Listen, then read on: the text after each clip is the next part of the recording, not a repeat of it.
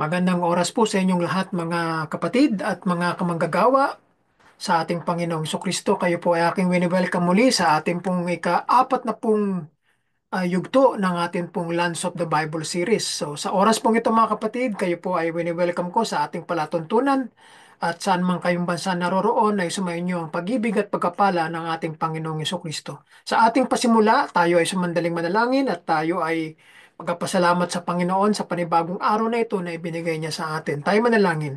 Ama naming banal na Diyos, pagpalain mo po ang oras na ito at purihin ang iyong banal na pangalan sa puso namin, Panginoon.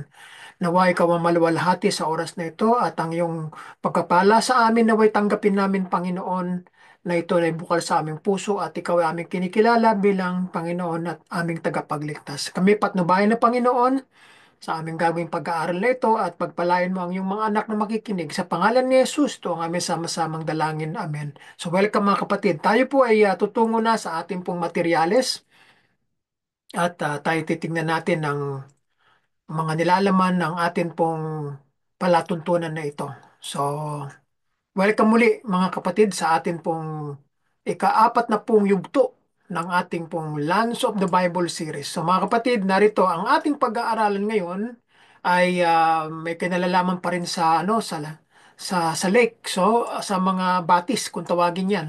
So titingnan natin kung ano ang makikita natin dito sa ating pong ika-apat na pong yugto ng ating pong Lands of the Bible series. So mga kapatid, narito ang isang lake or sabihin na nating river na ito ay siguro magtataka tayo kung ano ito. No, ito po ay nasa Israel pa rin mga kapatid, ano. Tayo po ay nasa northern part pa rin ng bansang Israel. So ito pong nakikita nating river na ito ay kung tawagin nila ngayon, maging nung panahon ng Lumang Tipan, ay ang tinatawag na Kishon, no? Kishon. Kishon River. So makikita natin dito, napakaganda nung kulay ng mga damo, no? At para din siyang Jordan River. Pero ito, ang kaibahan ng Quezon River ay, mamaya papakita ko sa inyo yung mapa niya. Imbis na ang Jordan River ay pa diretso, no? Mula sa north hanggang south. Ito namang Quezon River ay magmula sa west patungo sa east. So, ganun naman ang sistema ng Quezon River. So, ipakita ko sa inyo ang mapa nito. Ayan, nakikita ninyo. So, yan na mga kapatid, ano, ang Quezon River ay nakikita natin dito sa bandang kaliwa. So, makita ninyo dito, itong pinakapasimula niya ay ito yung tinatawag na Mediterranean Sea, yung nasa bandang kaliwa, ano, western part yan.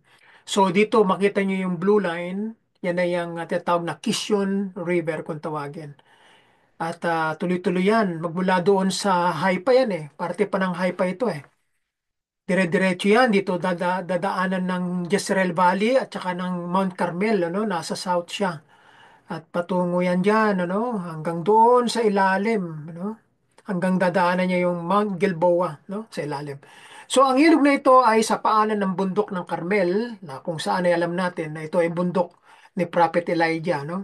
Ay binanggit din sa awit ni Deborah na makikita natin sa mga hukom chapter 5 verse 21 o Judges chapter 5 verse 21. Wika doon ay inanod sila sa lambak ng Kisyon. So ang tumutukoy sila ay ito yung mga kaaway, no? Ng nila Barak, nila Deborah doon sa Judges chapter 5 verse 21, ano? Ito yung mga forces, mga sundalo ni King Habin, no? At inanod sila at ang napakatagal ng lambak yan, no? Panahon pa yan ng mga Canaanites, no? Magpapatuloy ako sa pakikipaglaban sa magitan ng lakas ng Panginoon. So yan ang binanggit sa atin, no? So sa ating magpagpatuloy, narito ang isang napakagandang larawan na makikita natin na itong Quezon River ay magsisimula dito sa parte ng Mediterranean Sea. Nasa ibabaw siya, no? Nasa tuktok siya, taluktok ng Mount Carmel. Kasi itong Mount Carmel, yan ay bulubundukin niyang parting yan.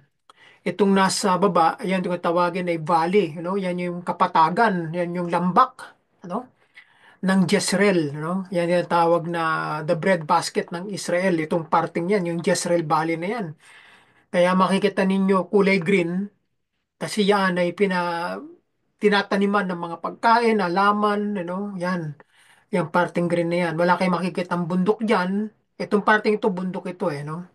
Pero yung mga patag, ay taniman yan. Kung tawagin yan, ay bread basket ng Israel. So magmumula doon, yung blue line na yan, pababa, makikita nyo yan dyan. So yan ay hanggang dito sa Scotopolis. So itong tinatawag na Bethshan, sa parte ng south ng Jordan River, no? Parte niyan sa baba, sa bandang kanan ng east at katabi ng Mount Gilboa. So, napakahalaga ng Quezon River sa panahon ng Lumang Tipan sapagkat maraming naganap na pangyayari diyan, ano? At makikita natin dito sa bandang kanan naman sa ilalim ay makita ninyo yung kwadradong pula na yan ang ah, kung saan nandun yung Quezon River na yan. Ayun ang Quezon River. No? Mahaba din siya. Pero ang Jordan River, mabula doon sa north, pababa, punta sa Sea of Galilee, tapos bababa siya papunta sa Dead Sea. No? Pero ang Quezon River, maiksi lang siya. No? Pero napakahalaga siya, no? Sa kasaysayan. So, tignan natin kung ano ang sinasabi ng Biblia tungkol sa Quezon River o sa ilog ng Quezon. So, ito po ay isa sa mga river ng Israel, no? Marami siyang kasi 'di ba ang Israel ay binanggit sa Biblia na maraming stream, maraming river, maraming bundok, no? Yan ang katangian ng Promised Land o ng tinatawag na Kanaan, no? So, ang ibig sabihin ng kisyon sa banal na kasulatan ay mula sa wikang Hebreo na ang ibig sabihin ay hubog, no? Yung paikot-ikot, baluktot, mahirap, matrabaho. Ibig sabihin, yan yung kanyang forma, yung kanyang form, Yan ang kahulugan sa wikang Hebreo, no? Isang ilog sa bansang Israel o Palestina noong panahon na winasak ng mga Romans ang Judea at pinangalanan nilang Palestine. Kasunod ng kahalagahan sa Jordan. So sa ilog na ito, natalo ng mga Israelita si Sisera, ang kapitan ng hukbo ni Habin na binanggit sa Judges chapter 4, verse 7, 13 at chapter 5 verse 21. So yan ang kasaysayan, yan ang background. So tignan natin pa kung anong mga sinasabi ng Biblia tungkol sa ilog na ito. So ito yung makabagong larawan sa bandang kaliwa. Yan ang makikita natin. Ito ay, kung di ako nagkakamali, nasa parte ito ng Haifa eh. Itong larawan na ito, no? Makita ninyo very relaxing yung ano niya, yung paligid, no? At makikita ninyo yan ay nakaka-relax yan. So ang unang pagtukoy sa Biblia tungkol sa ilog ng Kison ay maaaring nasa paglalarawan ng hangganan ng tribo ni Aser. So yan ay naibigay sa tribo ni Aser, no? Mula binanggit sa Joshua chapter 19 verses 24 hanggang 26. At ang kanilang hangganan ay at umabot sa Carmel sa dakong kanluran at hanggang sa Sihor Libnat, no? Yan ay tumutukoy sa tribo ni Asher, no? Tinukoy ng mga scholar gaya ni Yohana Aharoni ang pangalang ito bilang ilog ng Kishon. Na ang ibig sabihin sa wikang Egyptian ay Shihor na pangalan ng isang ilog, no? Ayon sa binanggit na aklat ni Isaiah chapter 23 verse 3, no? Ibang pangalan, no? Sa ibang lahi. At libnat naman, ibig sabihin sa Hebreo, ibig sabihin puti, no? Ito pa yung isa pang kahulugan pa sa wikang Hebreo. Bilang pangalan ng sinaunang lungsod ng Tel Abu Huam, no? Yan ang unang mga pangalan, no? So ang Tel na ito, pag sinabing Tel, yan ay mataas na lugar o bundok kung tawagin. Ay mula sa late Bronze Age hanggang sa panahon ng Byzantine period pagkatapos ng Roman Empire ay matatagpuan malapit sa pantalan ng mga mangingisda ng Haifa at isang tawiran ng daan ng dagat sa ibabaw ng ilog. At maaaring nagbibigay ito ng sinaunang pangalan nito na ang ibig sabihin ay puting ilog o puting Nile kung tawagin naman ng mga Egyptian. So, hindi natin alam kung bakit tinawag itong puting ilog.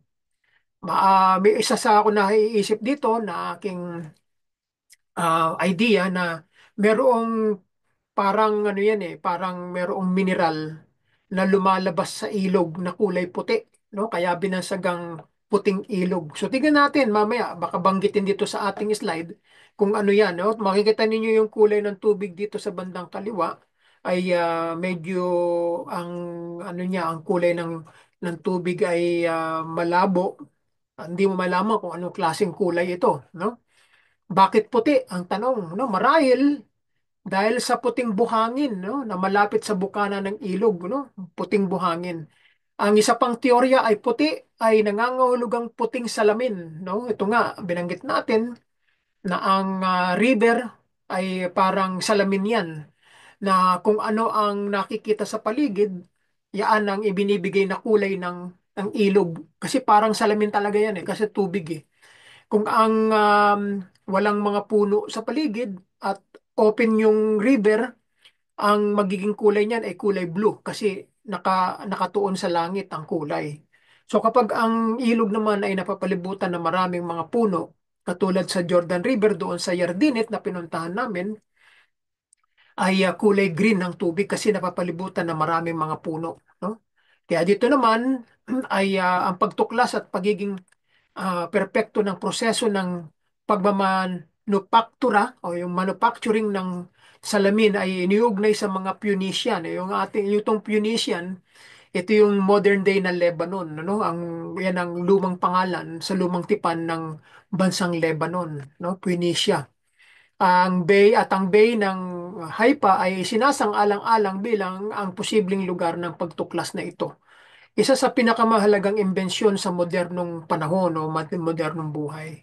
Kahit na ang sikat na Romanong mayakda at naturalista na si Gaius Plinius, also known as Pliny the Elder, no, nung nabuhay noong 23 hanggang 79 AD, no?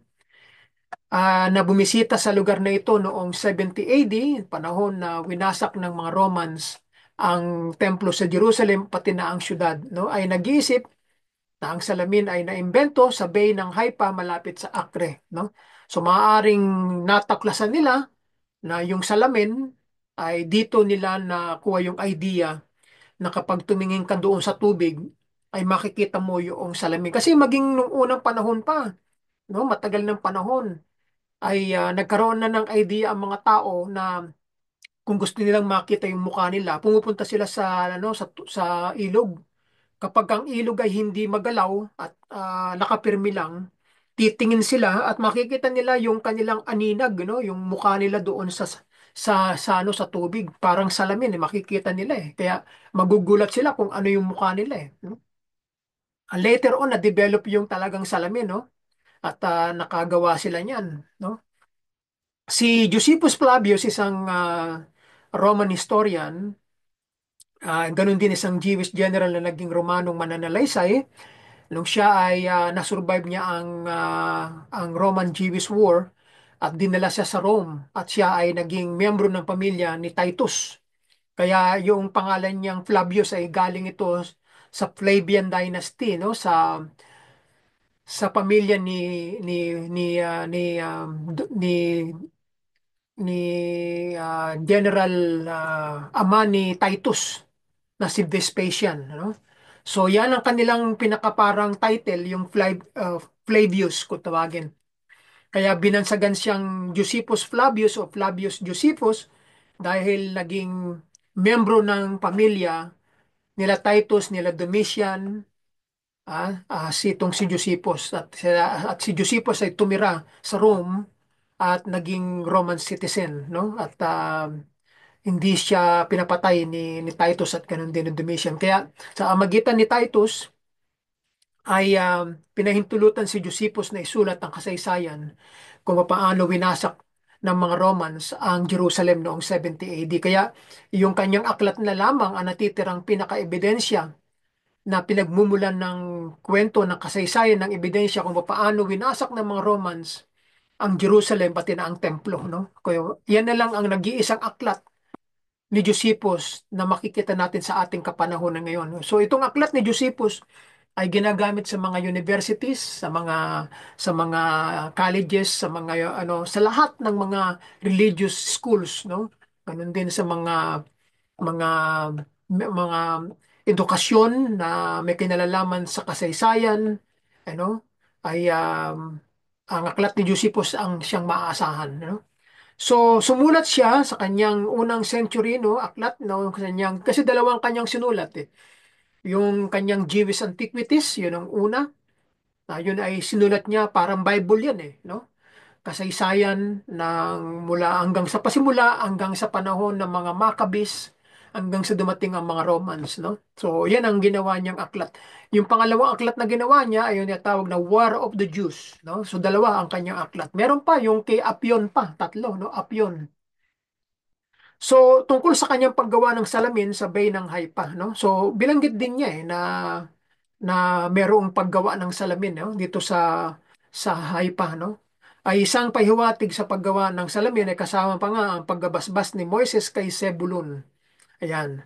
Na binanggit sa Deuteronomy chapter 33, verse 1, tsaka 18 to 19, ano? At ito ang pagpapala, no? Na pinagpala ni Moises na lalaki ng Diyos sa mga anak ni Israel bago siya mamatay. At tungkol kay Zabulon ay sinabi niya sapagkat sila ay sisipsipin ng kasaganahan ng mga dagat at ng mga kayamanan na nakatago sa buhangin. So may kinalalaman pala yung puti na kulay dito sa buhangin. So ito yung binabanggit ko kanina na merong mineral na pinanggagalingan ng kulay puti. No? Kung bakit ang ilog ng Kisyon ay inilarawan bilang ilog na puti, no? Dahil sa buhangin, no? So tingnan natin yung susunod pa kung ano ang sinasabi ng banal na kasulatan tungkol dito sa ilog ng Kisyon. Ito ay ang pangalawang pinakamalaking ilog, no, sa baybayin ng dagat Mediteraneo sa Israel, no? Itong Mediterranean Sea. Anim na beses na binanggit ang Kisyon River sa Biblia ng Hebreo, no? Kasama ng mga ito, yung makikita ninyo sa mga talata, no, sa Joshua 19:24-26, sa Judges 4:7 hanggang 13, no? Judges chapter 4 verse 16 hanggang 24, Judges chapter 5 verse 1 to 21, Book of Isaiah chapter 23 verse 3 at saka 1 Kings 18:40. So yan ang anim na beses na binanggit ang pangalang Kisyon sa Bibliang Hebreo. Karagdagan pa, ang biblical na pagkabanggit, no, sa ilog ng Kisyon, binanggit siya sa Joshua chapter 19 verse 24 hanggang 26. So maging sa pagpasok nila Joshua sa lupang pangako, na ang paglarawang ito sa region na ito na ibinigay sa tribo ni Asher ay maaaring may kasamang isang Egyptian na pangalan ng Kisyon, no, pangalan na Sihor Libnat, no, yan ang kasi ito may binanggit na hindi lamang ang bansa ni Israel o lahi niya ang umalis mula sa Ehipto. Meron pa rin silang mga kasamang iba't ibang lahi, no, mga dayuhan na kasama nila. So hindi natin malaman, baka meron din mga Egyptian na mga gusto nang sumama sa kanila at iba-ibang mga lahi, kaya sila ay naimpluwensyahan ng iba't ibang mga pananampalataya dahil doon sa mga kasama nila na mga sumasamba sa mga Diyos-Diyosan. No? So yan pa ang isa sa mga dahilan eh. At ang ikalimang kapalaran na ilabas sa lipi ng mga anak ni Asher, no, ayon sa kanilang mga angkan. At ang kanilang hangganan ay umabot sa Carmel, sa dakong kanluran, at hanggang sa Sihor, Libnat. Ito nga yung ilog ng Kishon. So binanggit din sa Judges chapter 4, verse 7, 13, tsaka 16 to 24, na dito binanggit na nahuli ni Barak, ano, kasi ito yung general ng mga Israelita sa pangunguna ni prophetess Deborah, no? Ang hukbo at ang karwahe ni Sisera na kanilang kaaway, no? Ang general ng kananaitang haring si Habin at tinalo siya, no? Ginamit ni Barak ang pagbaha sa Kisyon, itong ilog na ito ay may kinalalaman sa kanilang tagumpay, no? Upang talunin ang makapangyarihang hukbo na nilagyan ng mga karo, no? Para sa karagdagang impormasyon sa labanan ni Deborah, titignan ang Barak at ang Deborah. So dito nga binanggit na maraming mga nangamatay ng mga sundalong Kananita dito sa ilog na ito, no? Maaring na-stranded sila nung sila ay napunta diyan, hindi na sila makaahon. Kaya naman sinamantala nila Barak yan, pati ng mga hukbo ng Israel na doon na lang patayin lahat ang mga kalaban, no, ng mga sundalo ni Sisera. At ito nga sinabi rito na dadalin ko sa iyo Sa ilog ng Kisyon, si Sisera na pinuno ng hukbo ni Habin, kasama ang kanyang mga karo, yung chariots niya lang, at ang kaniyang karamihan, no, yung mga sundalo, at ibibigay ko siya sa iyong kamay, no? So para na-trap sila diyan, no? At nangahulog yung mga chariots, ayun, hindi na makaahon. Kaya wala, mahirapan sila, no? Kaya doon na sila nangamatay lahat. At pinisan ni Sisera ang lahat niyang mga chariots sa makatuwid bagay ang siyam na raang karo o 900 na chariots na bakal, no? Ang dami niyan. Siyam 900, ha? At ang buong bayan nakasama niya mula sa Haroset ng mga hintil hanggang sa ilog ng Kison, no? Ang dami, no? 900, imagine that. Ngunit tinabol ni Barak ang mga chariots at ang hukbo hanggang sa Haroset ng mga Gentiles, at ang buong hukbo ni Sisera ay nahulog sa talim ng tabak, no? At walang natira kahit isang tao. So sa magitan ng kanilang espada ay natalo nila ang hukbo ni Sisera. At ang mga kamay ng mga anak ni Israel ay guminhawa, no? At nanaig laban kay Habin na hari sa Kanaan. Hanggang sa kanilang nalipol si Habin na hari sa Kanaan, no? So tinulungan sila ng Diyos diyan, no? Ginamit ng Diyos ang ilog ng Kisyon upang doon magapi ang hukbo ni Sisera. Binanggit din sa Judges chapter 5 verse 1 hanggang 21 na ang hukom na si Deborah ay umawit ng tanyag na awit pagkatapos ng tagumpay laban kay Sisera. Ang wika niya nang magkagayo umawit sina Deborah at Barak na anak ni Abinoam ng araw na iyon na nagsasabi, tinangay sila ng ilog ng Kisyon. Ang sinaunang ilog na iyon, ang ilog ng Kisyon. O kaluluwa ko, niyurakan mo ang lakas. No? So yan ang pagkabanggit sa awit na tumutukoy sa pagwawagi nila laban sa hukbo ni Sisera. At ganun din sa Isaiah 23 verse 3, ang Sihor o Sikor ay nangangahulugang ilog o Nilo, at sa tabi ng malalaking tubig ang binhi ng Sihor ang ani sa ilog, no? Ang kanyang kita at siya ay isang pamilihan ng mga bansa. At ganun din dito sa 1 King chapter 18 verse 40, ay meron pa ring pangyayaring naganap na i- i- iba na namang sitwasyon na may kinalaman din dito sa ilog ng Kisyon. Ito, tingnan natin. Ito ay ang teksto tungkol kay Prophet Elijah at ang mga pagpatay sa mga propeta ni Baal, no? So, pinatay yan dito din sa ilog ng Kisyon. Ipinaglaban ni Haring Ahab ang propeta laban sa kanyang mga huwad na propeta, no? At nanaig si propeta Elijah sa tulong ng tunay na Diyos. Pinatay niya ang 450 na propeta ni Baal sa tabi ng ilog ng Kisyon, no? Dito sa ilog niyan, 450 prophets ni Baal.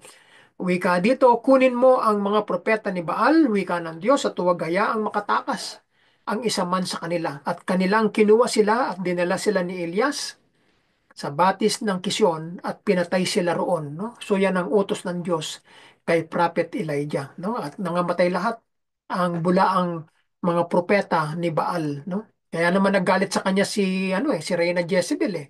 At gusto siyang patayin dahil nga nangyari nga, namatay nga itong mga bulaang propeta na 450 ni Jezebel. Kaya meron death threat si Prophet Elijah. Kaya anong nangyari, si Prophet Elijah ay nagtago, no? Tumakas sa Israel at nagpunta doon sa Horeb, no?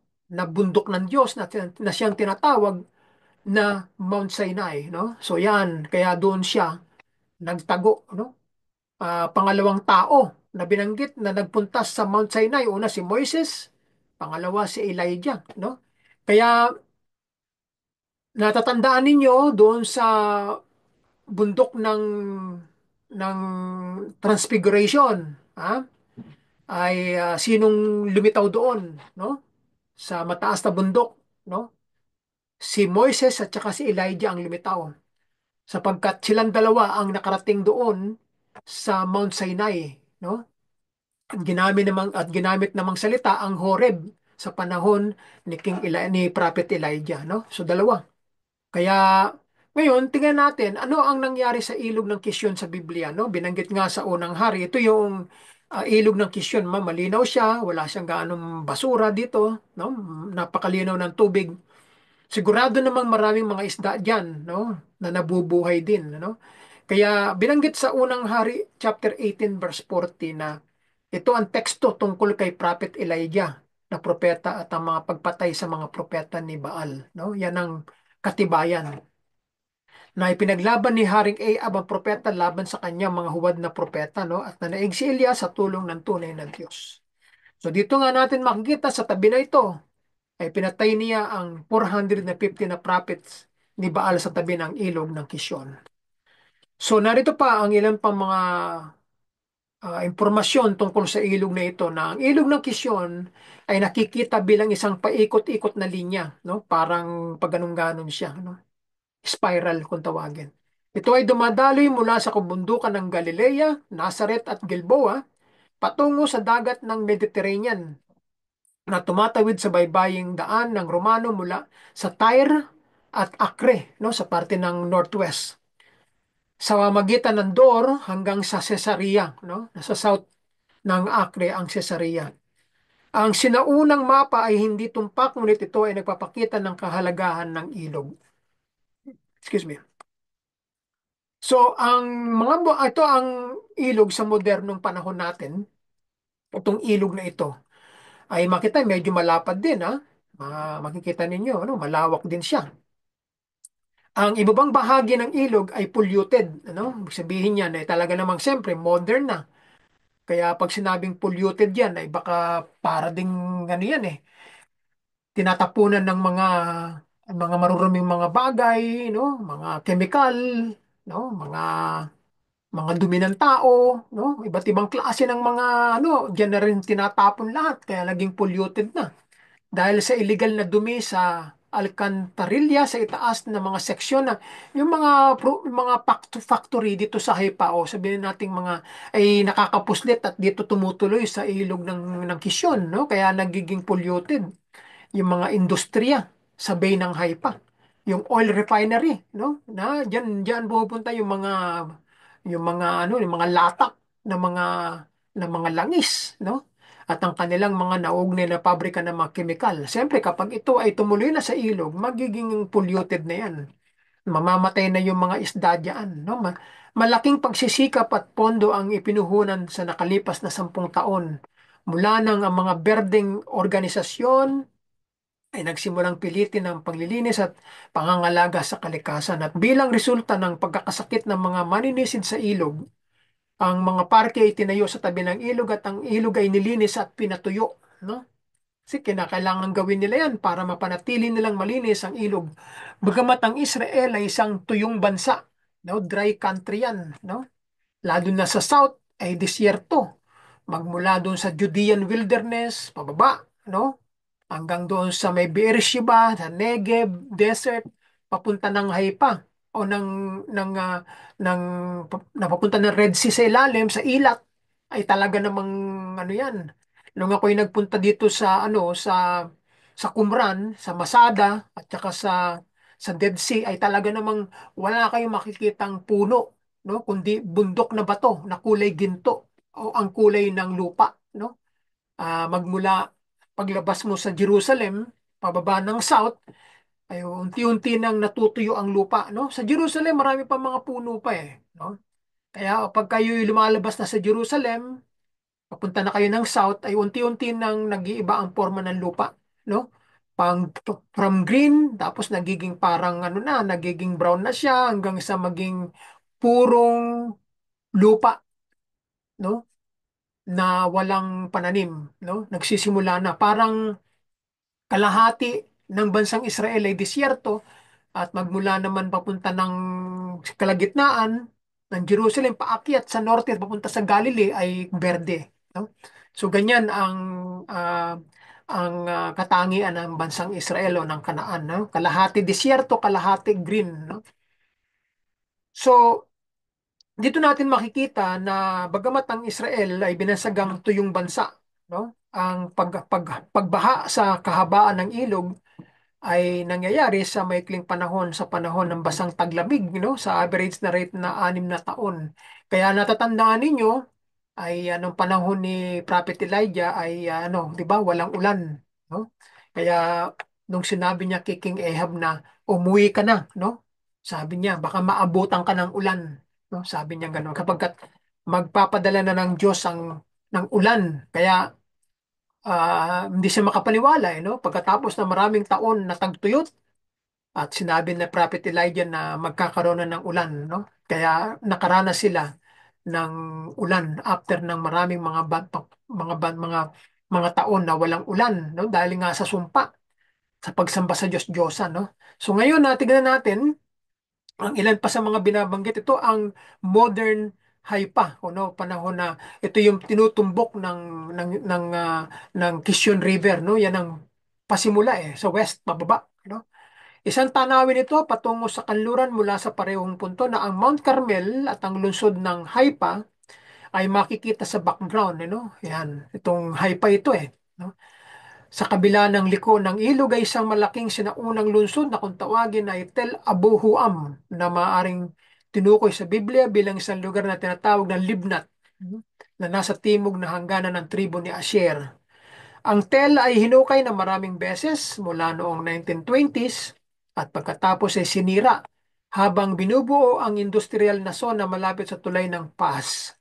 So tatlong anchorage pier at dalawang sementeryo ang natukoy sa paligid ng napapadiran na lungsod na tumaas ng 8 meters sa itaas ng ilog. So yan ang kanilang mga natuklasan diyan, no?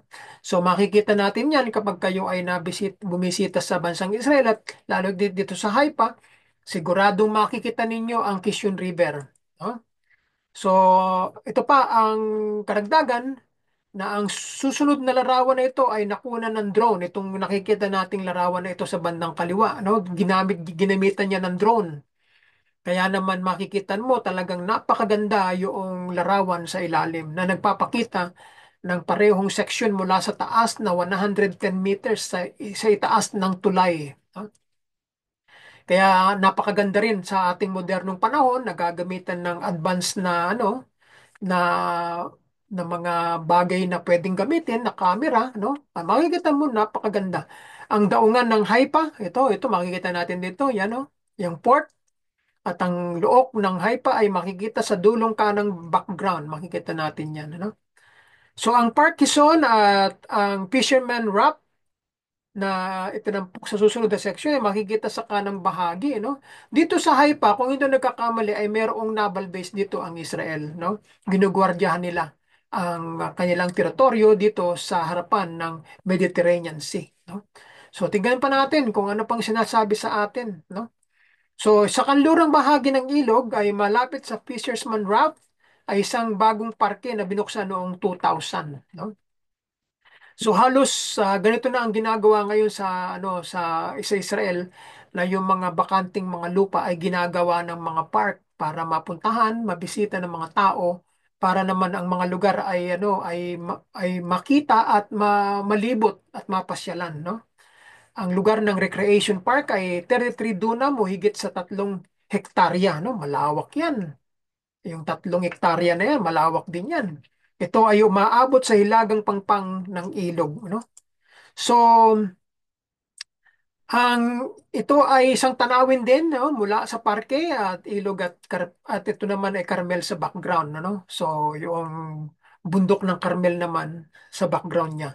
So, yan. Kaya kung makakarating tayo rito, ay, excuse me, ay talaga namang maglalaan tayo ng maraming araw, no? Kulang diyan ang isang araw, no? Siguro dalawa o kaya 3 na araw para malibot mo ang buong Haifa, no?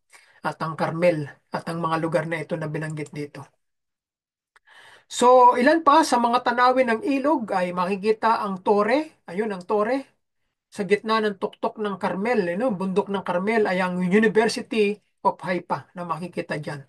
So talaga namang modern na, no? Pwede na. At sumasabay na ang Israel sa larangan ng edukasyon sa buong mundo, no? Kaya naman ito ang katibayan na talagang moderno ngunit nandun pa rin ang bakas ng kasaysayan na binanggit sa Lumang Tipan, no? Itong Quezon River. So ang ilog na ito ng Quezon River ngayon ay isang maliit na sapa sa silangang bahagi nito, nasa east. 17 kilometer ang layo mula sa bukana ng ilog, malapit sa Telmi Amer na kinikilala bilang Biblical Geva. Yan. Ang isang larawan ng silangang bahagi makikita sa ibaba na kinunan noong huling bahagi ng November ng 2023. Bago ang pagbaha ng panahon ng taglamig, no, na karaniwang nangyayari sa panahon ng Disyembre hanggang Marso. No, kita ninyo parang halos matutuyo na, no? Meron pa rin tubig siya, no?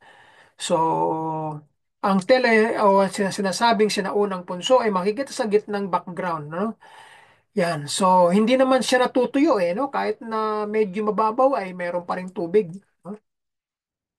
So, isang tanawin ito patungo sa timog, ang Turkish Bridge, ay itong makikita natin to sa likod nito ay ang Mount Carmel, ano, nasa likod niya, nasa banda doon. Ginamit ng Turkish Railway mula sa Haifa hanggang sa Hejaz, ang timog na tulay upang tumawid sa Kisyon. No? Ito, para tumawid sila diyan. At naglagay sila ng tulay. No? So yan ang purpose niyan. So yan mga kapatid, no? Diyan tayo nagtatapos, no? Diyan sa ating ikaapat na pong bahagi ng ating Lands of the Bible. So mga kapatid, no, matagal yan, no? At ating isa-isahin ang mga lugar. So, loobin ng Diyos na yaan ang ating pag-aaralan at hindi pa tayo umaalis sa northern part ng Israel, no? Matagal pa yan tayo bago tayo tumungo sa gitna, no? Sa central part ng Israel. Kasi once a week na lang po tayong magtatanghal dahil sa ako ay napakarami ng ginagawa, no? Hindi katulad dati na wala akong gaanong ginagawa pero ngayon ay busy-busy na, no? At kahit papaano ay makapaglaan ako ng isang araw para makapagbahagi sa inyo at hindi natin kakalimutan ang series na ito ng Lands of the Bible. Alam ko na maraming mga kapatid ang gusto na malaman natin ang background ng banal na kasulatan. So mga kapatid, ako magpapaalam na. Maraming salamat sa lahat. Sa muling pagkikita, pagpalain kayo ng Panginoon, saan man kayo naroroon, at sumayin niyo ang kanyang biyaya at pagpapala, sa pangalan ng Ama at ng Anak at ng Espiritu Santo, pagpapala sa inyong lahat sa muling pagkikita. Bye for now and have a great day everyone.